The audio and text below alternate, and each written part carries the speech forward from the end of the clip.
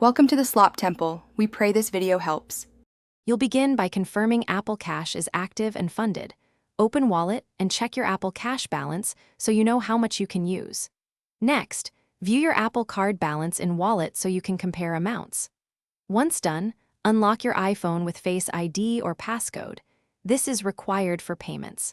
Now make a small transfer into Apple Cash if needed and position both balances on screen, because you'll switch between them to apply funds to the Apple Card.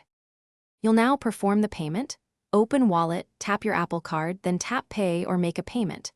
Choose Apple Cash as the payment source. If Apple Cash doesn't appear, transfer funds from bank into Apple Cash first and return.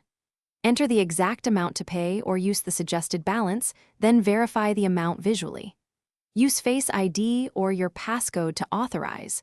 Once authorized, the Wallet UI shows processing. Wait until you get a confirmation. This confirms Apple Cash applied to the Apple Card. Finish by reloading Wallet and confirming the payment posted to your Apple Card.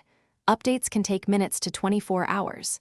If the payment didn't post, make sure Apple Cash had sufficient funds, your network was active, and you remained signed into the correct Apple ID.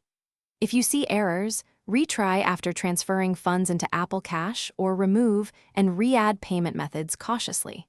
For persistent failures, contact Apple support because they can view transaction logs and resolve holds or declines quickly. Thanks for watching. Consider subscribing if we helped you.